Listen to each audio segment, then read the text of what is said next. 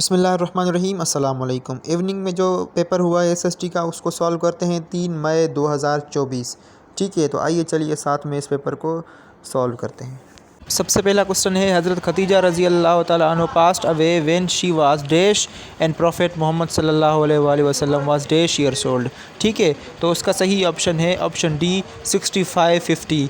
बीबी खदीजा की उम्र थी 65 ईयर्स और हुजूर की उम्र थी 50 साल। अगला क्वेश्चन है, हा मीम यासीन अलिफ लाम मीम आरकाड, ये जो अल्फाज हैं ये क्या कहलाते हैं? तो उसका सही ऑप्शन है ऑप्शन बी हुरूफ मुक़त्तात हम उसको बुलाते हैं। अगला क्वेश्चन है, नेशन ऑफ हूद अलैहिस्सलाम was destroyed in dash days. Hud अलैहिस्सलाम की कौम पर जो मुसलसल बारिश और तूफ़ान चला था, कितने दिन चला था जिसकी वजह से उसकी कौम जो है वो तबाह की गई थी? तो उसका सही ऑप्शन है ऑप्शन बी 7 दिन जो है वो तूफ़ान चला था। ये destroyed, nation of Hud destroyed in 7 days.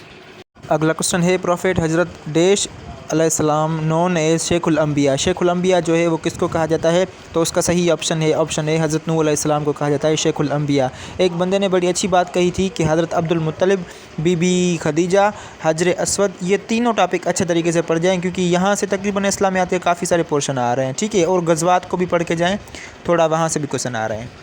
अगला क्वेश्चन है, Najibullah was the title of which profit. ठीक है, तो उसका सही ऑप्शन है ऑप्शन ए हज़रत दाऊद अलैहिस्सलाम का टाइटल है नजीबुल्लाह। अगला क्वेश्चन है, वो was the first women to memorise the holy Quran. कुरान पाक की पहली जो है हफ्ज़ा कौन थी? तो उसका सही ऑप्शन है ऑप्शन सी उम्मुल मोमिनीन हफ्सा बिनते उमर। अगला क्वेश्चन है, the meat of donkey was prohibited at the time of.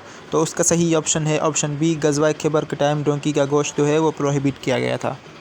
अगला क्वेश्चन है, फर्स्ट डैश आयत्स आर कॉल्ड तव्वल। ठीक है, तो इसका सही ऑप्शन है ऑप्शन डी 7 पहली आयतों को कहा जाता है तव्वल।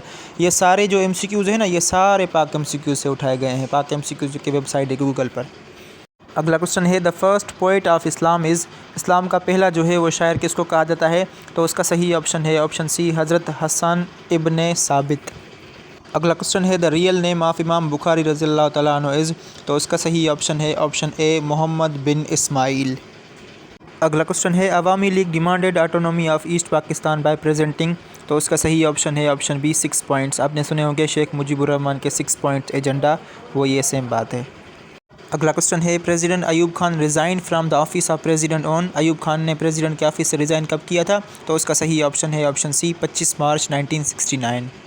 अगला क्वेश्चन है, इन प्री 1956 से पहले there were 54 subjects on the provincial list. Provincial list में 54 सब्जेक्ट्स थे। ठीक है, however these subjects were increase in post 1956 to 1956 के बाद इन सब्जेक्ट्स को किस तादाद तक जो है वो बढ़ाया गया? एक लिस्ट मुझे मिली, उस लिस्ट के अकॉर्डिंग। वैसे तो इसका सवाल जवाब जो है वो गूगल पर एग्जैक्ट नहीं मिला, लेकिन एक लिस्ट मुझे मिली अथेंटिक सी, तो वहाँ पर मैंने देख लिया। तो अगर मैं गलत हूँ तो आप मुझे सही ऑप्शन बता सकते हैं। तो उस हिसाब से इसका सही ऑप्शन होगा ऑप्शन डी 94। अगला क्वेश्चन है, Iskander Mirza was confirmed as governor general on. Iskander Mirza जो है कब गवर्नर जनरल बने थे पाकिस्तान के? तो उसका सही ऑप्शन है ऑप्शन सी अक्टूबर 1955। अगला क्वेश्चन है, Tashkent declaration was sign between Pakistan and India on. Pakistan और इंडिया के दरमियान जो लाल बहादुर शास्त्री और अयूब खान के दरमियान जो डिक्लेरेशन हुआ था, कब हुआ था? तो उसका सही ऑप्शन है ऑप्शन डी 10 जनवरी 1966। अगला क्वेश्चन है, Sindh river is also mentioned in ancient. Sindh river नीचे ऑप्शन दिए हुए हैं, उनमें से किस में मेंशन है? तो उसका सही ऑप्शन है ऑप्शन सी ऋग्वेद। अगला क्वेश्चन है, Sirajuddaula nawab of Bengal was defeated by. Sirajuddaula को किसने शिकस्त दी थी? आपको याद होगा वार ऑफ प्लासी 1757। तो उसका सही ऑप्शन है ऑप्शन डी लॉर्ड क्लाइव ने शिकस्त दी थी सिराजुद्दौला को। अगला क्वेश्चन है, in 1929 dash had written an article namely Faryad Baluchistan which was published in Lahore newspaper was sent to jail.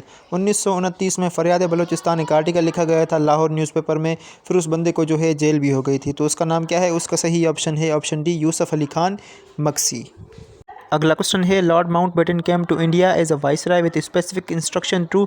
तो उसका सही ऑप्शन है option B keep India united if possible.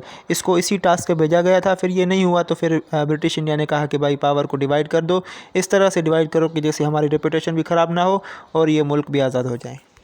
अगला क्वेश्चन है, वो was the viceroy of India when Rowlatt act was passed. तो उसका सही ऑप्शन है ऑप्शन सी लॉर्ड चेम्सफोर्ड जो है वो वाइसराय थे इंडिया के। रॉवलेट एक्ट के जो है 1919 में पास किया गया था।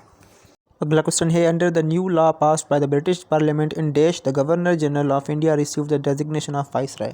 गवर्नर जनरल को वाइसराय के डेजिग्नेशन को कब जो है वो चेंज किया गया था, कौन से एक्ट में? तो उसका सही ऑप्शन है ऑप्शन ए 1858 वाला जो गवर्नमेंट ऑफ इंडिया एक्ट आया था, उसमें गवर्नर जनरल को वाइसराय का डेजिग्नेशन मिला था।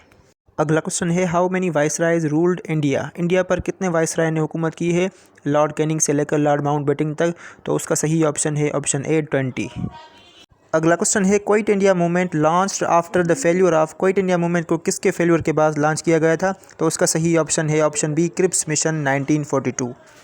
अगला क्वेश्चन है, the Muslim league observe direct action day on.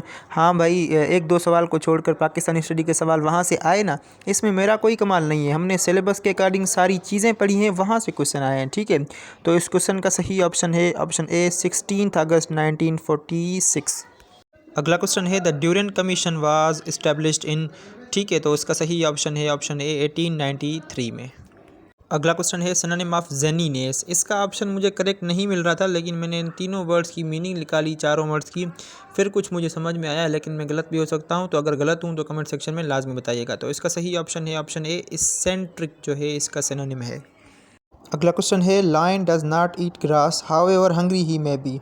ठीक है, अब इसको हमें जो है वो पैसिव वॉइस में कन्वर्ट करना है। तो इसका सही ऑप्शन मैं आपको सिर्फ बता रहा हूँ, उसका सही ऑप्शन था option A grass is not eaten by a lion however hungry he may be. Change the voice का एक और सवाल है, Alexander expected to conquer the world. इसका सिर्फ आंसर बताऊंगा आपको। इसका सही ऑप्शन था option B it was expected by Alexander that he would conquer the world. अगला क्वेश्चन है, one word substitution, a person who renounce the world and practises self discipline in order to attain salvation. तो उसका सही option है option B अस्सेटिक, उस बंदे को हम बुलाते हैं। अगला वन वर्ड है, अ लेडीज़ अम्ब्रेला। ठीक है, तो उसका सही ऑप्शन है ऑप्शन ए पैरासोल। अगला क्वेश्चन है, Asad failed in examination because none of his answers were dash to the questions asked. ठीक है, तो उसका सही ऑप्शन है ऑप्शन सी पर्टिनेंट। अगला क्वेश्चन है, although he never learn to read his exceptional memory and inquiring mind eventually made him a dash man. ठीक है, तो उसका सही ऑप्शन है option B erudite. He eventually made him a इरूडाइट man. अगला question है, they said it was raining heavily when they came out of the theatre. मैंने आपको बोला था कि जो पास्ट कंटिन्यूस है वो पास्ट परफेक्ट कंटिन्यूस में जो है वो चेंज हो जाएगा। तो इसका सही ऑप्शन था option B they said that it had been raining heavily when they came out of the theatre.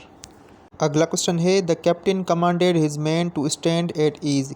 ये जो है वो इनडायरेक्ट स्पीच थी, हमें इसको डायरेक्ट में जो है वो कन्वर्ट करना है। तो इसका सही ऑप्शन था option D the captain said to his man stand at ease. अगला क्वेश्चन था, they will have been writing their letters. मैंने आपको बताया था कि will have been plus ing form किसकी अलामत है, फ्यूचर परफेक्ट कंटिन्यूस की। इसका सही ऑप्शन था ऑप्शन ए। उसके बाद बड़ा ही जो है वो इंटरेस्टिंग सवाल था, वो पूछ रहे थे कि फॉर्मेशन क्या होगी फ्यूचर सिंपल की। ठीक है, तो उसका सही ऑप्शन था option A subject plus simple future of the verb plus to be plus present participle. अगला क्वेश्चन है, एंटोनिम ऑफ जीड।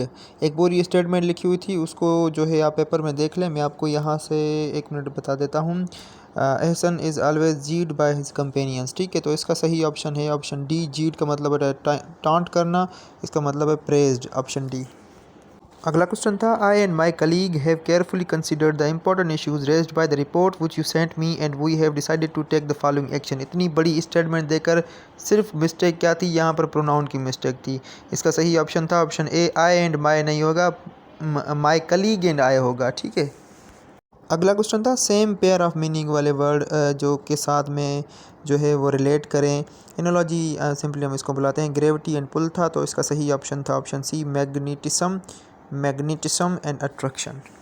अगला क्वेश्चन है, मंडेन एंड स्पिरिचुअल। यहाँ पर भी हमें पेयर ऑफ वर्ड को जो है वो मतलब रिलेशनशिप शो करना था जिनका सेम हो। तो उसका सही ऑप्शन है ऑप्शन बी वर्डली एंड अनवर्डली।